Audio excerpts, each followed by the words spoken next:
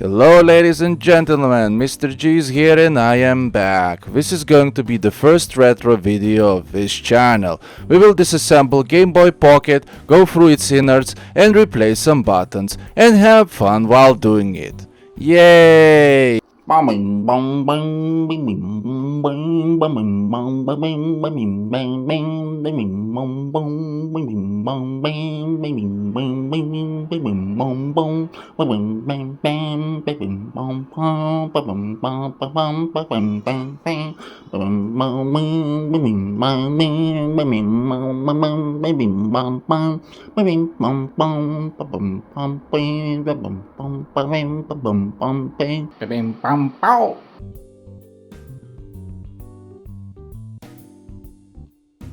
The victim on the surgery table is this yellow Game Boy Pocket straight out of the mid-90s. It's hardware refresh cycle model of original Game Boy released back in 1989. It was really simple back in the days. Monochrome screens without any backlights, so you can play your favorite 8-bit games anywhere. With many asterisks attached, of course. Few buttons on a console so you don't get brain seizures trying to figure it out how to control your characters like on the modern handhelds these days. No flashy OSs, just dumb pocket computer which only can run 2D games and most importantly, it is a pocketable size. Literally. Not the monstrosities we carry these days called handheld consoles. The brains of original Game Boy is 8-bit custom system on chip running on a whopping 4.2 MHz. Yes, you heard it right, megahertz. Manufactured on a free micron meter manufacturing process. Yes, micron, not nano, which is equal to 3000 nanometers if you do the geek's math. The phone you carry every day in your pocket, pun intended, has system on chip nowadays manufactured between 5 to 2 nanometer processes, depending if your phone is new or let's say 3 or 4 years old. Meaning, Game Boy chip has roughly around 600 to 1500 times bigger transistors than the current generation smartphone processors. Groovy.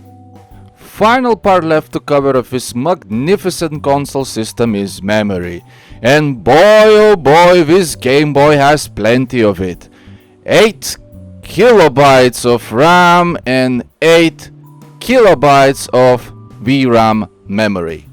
One polygon of your favorite video game character these days probably takes more than 8 kilobytes of memory, and here we have entire games built on 8 kilobytes of RAM and 8 kilobytes of VRAM memory. These days we cry if our GPU comes with 8 gigabytes of VRAM. Yeah, technology comes a long way now.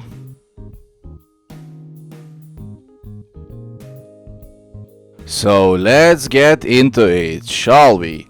Here is my personal yellow Game Boy Pocket. It has a little bit of stiff directional buttons, the rubbery part underneath the button needs replacement. Apparently, maintenance was simple too back in the days. These Game Boys were built to last. Most of the parts are simply user replaceable. I had no prior training on how to open Game Boy Pocket, but at this point Japanese engineering made sure that even a 5-year-old boy can open this up and replace the necessary parts. Just 6 screws down and look at us. We're already exposing the brains of the console. I told you. Life was really simple back in the 90s. No heatsinks needed, no gooey thermal paste, simple chip, which does not produce basically any heat. I checked the weakest mobile chips produced on the current most cheapest mobile phones like MediaTek P35 SoC. And they all come with 8 cores and around 2000 MHz clock speeds.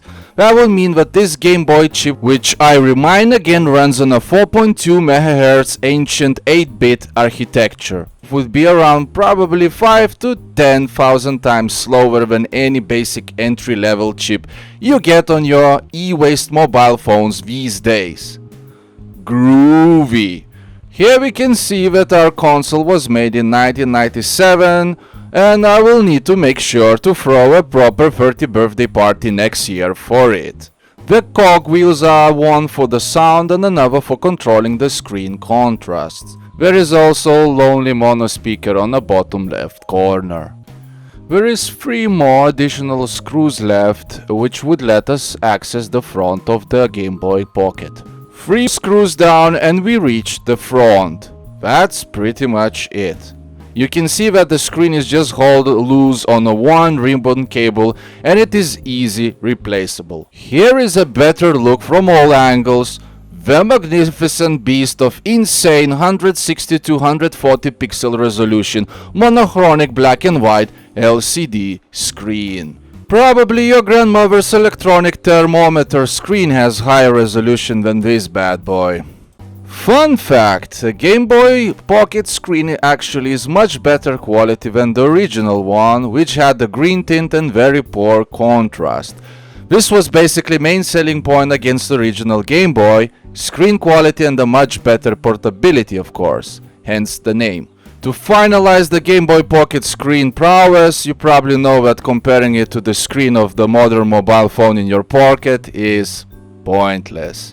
On the bottom right, as mentioned before, is a massive mono speaker, and if you remember early Nokia days, you know exactly what I'm talking about. And on the left is just the AC/DC current converter, transforming AAA battery power to electricity Game Boy can use.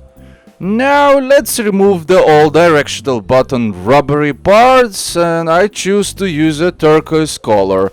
Would give that crazy multicolor vibe to my yellow Game Boy. Let's replace the old rubber to new, and let's make sure the rubber part is properly fit. We don't want any accidents. That's what she said. Let's quickly reassemble stuff and see how the new button stacks up. Looking good, and it works. Well, let's test it, that button with a good old Tetris. Nothing beats the start of a day when playing video games on a black and white monochronic pixel-deprived LCD screen, hearing Soviet music through the mono speaker and laying Russian programmed bricks in a line with a Japanese cult classic pocket console.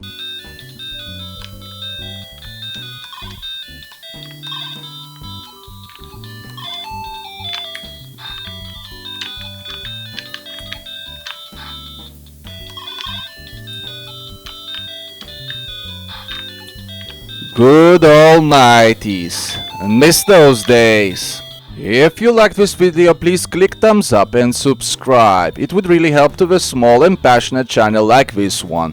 I basically spend all my free time for making videos like these for free for your entertainment purposes. If not, the only games you will ever play will be in black and white with mono sound. No kidding. Hope you enjoyed the video. Mr. G signs out.